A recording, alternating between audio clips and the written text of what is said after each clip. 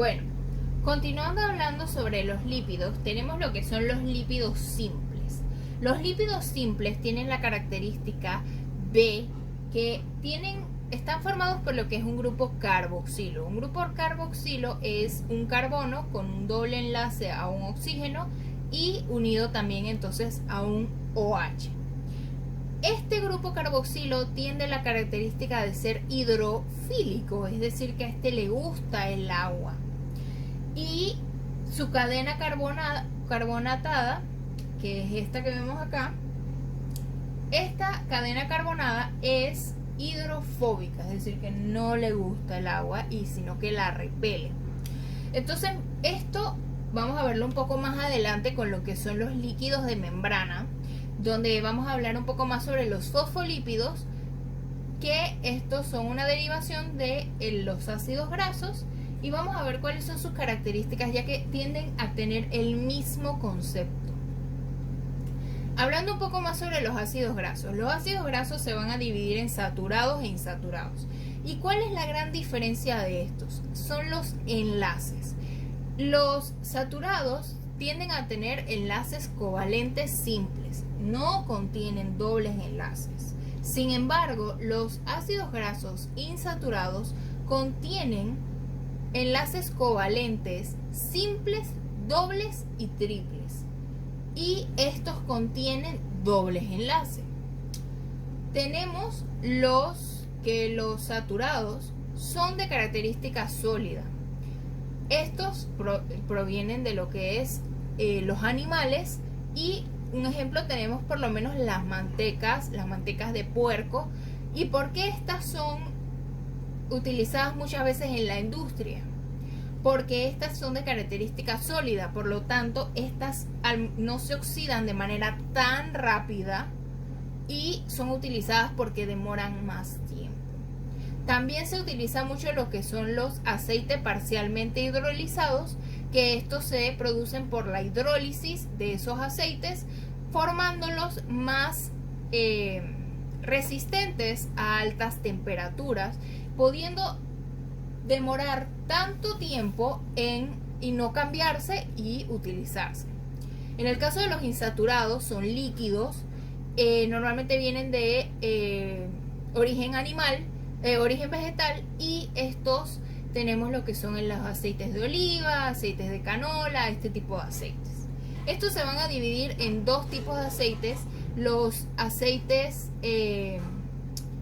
los monoinsaturados, los ácidos grasos monoinsaturados, estos contienen un solo doble enlace, y los poliinsaturados, que contienen más de un doble enlace. Como podemos mencionar lo que es ácidos araquidónicos, ácido linoleico, linolénico, que son muy importantes en lo que es la alimentación de los individuos. Por otra parte, tenemos lo que son las ceras. Las ceras son uniones entre ácidos grasos y alcoholes, muchos ácidos grasos y muchos alcoholes, y su función prácticamente es la permeabilidad. Las ceras son muy utilizadas no solamente para el lado cosmético ni el lado de la industria, sino que son muy utilizadas en lo que es por lo menos las aves al momento de volar. Ellas, obviamente, si les comienza a caer mucha lluvia, estas no se pueden caer, sino que tienen que mantener su vuelo. Para eso, ellas en las alas, ellas tienen ceras que les permiten a ellas que esas gotas de lluvia les resbalen por el cuerpo y no les cause un daño. Y por otra parte, también están dentro de lo que son las plantas. Muchas plantas las tienen para hacer lo que es la permeabilidad y que no se sobrealimenten, obviamente. Y también lo que son las abejas la utilizan para proteger lo que es el panal. Entonces aquí tenemos un ejemplo de cómo se vería entonces una estructura de una cera. En el caso de los glicéridos, que son otro tipo de lípidos simples, tenemos que estos están formados de una reacción que se conoce como reacción de deshidratación, en el que se va a hacer la reacción por un glicerol más un ácido graso. Esto va a dar entonces lo que ya sea un monoglicerol, depende del tipo de ácido, de cuántos ácidos grasos se le coloque. En el caso de los monogliceroles solamente se le coloca un ácido graso. En el caso de los digliceroles se le colocan 2 ácidos grasos y en el caso de los trigliceroles se le coloca 3 ácidos grasos. Entonces, por lo menos acá tenemos un ejemplo de cómo se vería prácticamente esa, en el caso de lo que es dos tipos de reacciones que se conoce como esterificación y saponificación, que es lo que es la glicerina más los 3 ácidos grasos, forman entonces triglicéridos más 3 moléculas de agua. En el caso de la saponificación es para producir lo que es jabón. Anteriormente en los tipos de lípidos se veía que decían saponificables y no saponificables. Estos son saponificables y estos se está formando para hacer el compuesto del jabón. Los triglicéridos son sometidos a calor y a 3 sales sódicas, como lo vemos aquí, y esto produce entonces lo que es la glicerina y produce entonces el jabón. Y el jabón es un compuesto que está formado por 3 sales sódicas más 3 ácidos grasos, ¿ya? Entonces es una unión de las sales sódicas con los ácidos grasos. Ok, en el caso de otros tipos de lípidos, como hablábamos de las subclasificaciones, estábamos hablando de los lípidos que son complejos. Entre los lípidos complejos vamos a tener lo que son los fosfolípidos y los glucolípidos.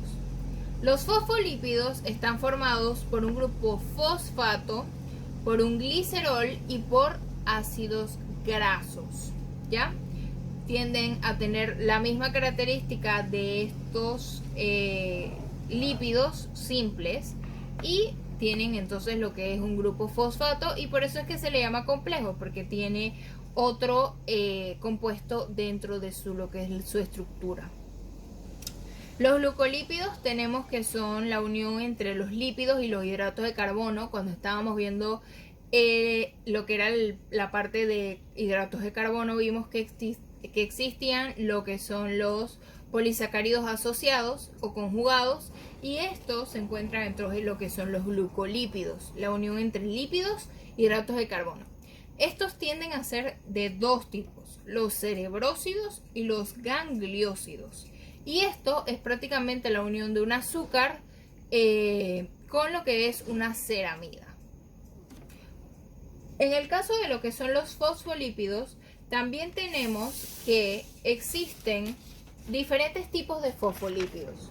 Existen fosfolípidos que pueden ser como glicerofosfolípido, que es la unión de 2 ácidos grasos más glicerol más fosfato más lo que es el alcohol. Y esta unión entre 2 ácidos grasos más el glicerol se conoce como ácido fosfatídico. ¿Ok? Entonces es la unión de ácido fosfatídico más el fosfato más el alcohol. Entonces, pueden existir varios tipos de compuestos a los que se le una entonces que formen entonces este glicerofosfolípido. Tenemos la colina, el etanolamida, el inositol, la serina, y todos estos van a tener un prefijo fosfatidil, ¿ya? Fosfatidil. Entonces en el caso de la colina sería fosfatidilcolina. En el caso de la serina, fosfatidilserina, ¿ya? Y estos son considerados como glicerofosfolípidos. En el caso de también otros tipos de fosfolípidos tenemos los esfingolípidos. Los esfingolípidos tenemos es la unión de una esfingosina más un ácido graso. Y esto es lo que forma el fosfolípido. Algo que también es muy importante mencionar es que la cardiolipina, que también es otro compuesto, está metido en lo que es la membrana mitocondriaca de las células. Último, de lo que es la parte de los lípidos, tenemos lo que son los lípidos asociados. Los lípidos asociados tenemos lo que son los esteroides. Los esteroides se van a dividir en esteroles y las hormonas. Entre los esteroles tenemos esteroles como lo que es el colesterol, como lo que es la vitamina D.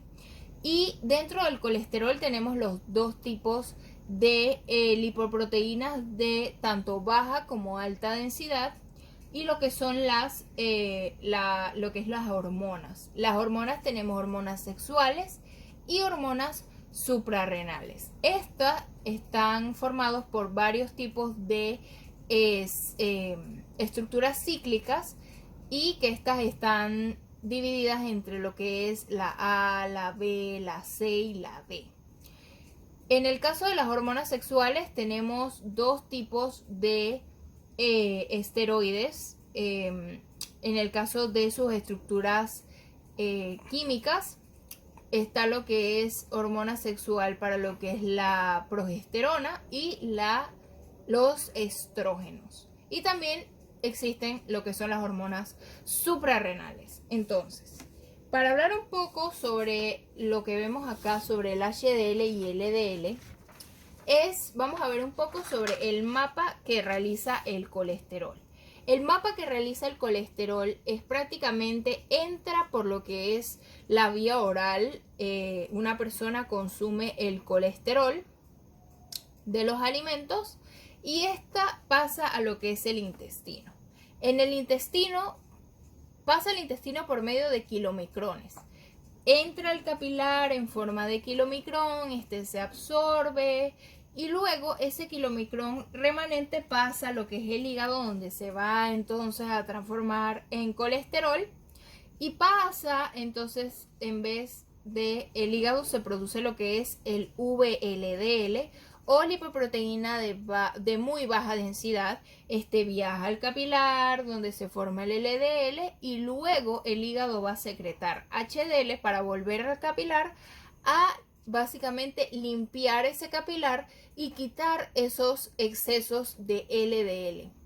El HDL en una dieta es mejor que nosotros estemos siempre verificando que el paciente tenga unos niveles óptimos de LDL y HDL.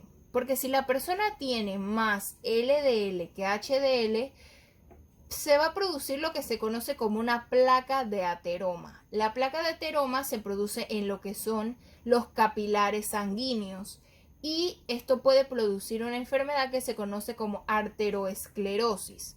No es lo mismo arterioesclerosis que arteriosclerosis. La arteriosclerosis es una rigidez en lo que es el capilar sanguíneo. En cambio, la arteriosclerosis es una formación de placa de ateroma muy progresiva, que lo que hace es que produce los llamados coágulos y tapona lo que es la sangre. Entonces nosotros dentro de la dieta no debemos mandar muchas grasas que produzcan ciertos tipos de grasas saturadas, que eleven lo que son los triglicéridos y que eleven el LDL, porque esto va a tener perjudicaciones a lo que es la salud. En el cambio ya un poco más específico dentro de lo que es el lumen intestinal, la mucosa y luego el enterocito, tenemos que por una dieta rica en grasa se va a producir entonces lo que es la bilis. Esa bilis se va a unir a todo ese colesterol, a esos ácidos grasos, y se va a producir lo que son las micelas. Esas micelas, por medio de un receptor, van a entrar entonces en forma de colesterol a lo que son las mucosas. Esas mucosas, por medio de ese colesterol, por medio de la acetilcoenzima A, va a producir diferentes tipos de compuestos. En este caso, estos dos compuestos que vemos acá son de origen proteico. Estos dos compuestos lo que van a hacer, estos tres compuestos, incluyendo los triglicéridos, van a entrar entonces a lo que es la linfa y se van a ir por lo que es la linfa, ¿no? Pero, ¿qué pasa con ese colesterol que todavía queda almacenado en la mucosa? Ese colesterol, por medio de otro receptor, va a viajar de vuelta a lo que es el lumen y luego va a ser excretado en forma fecal.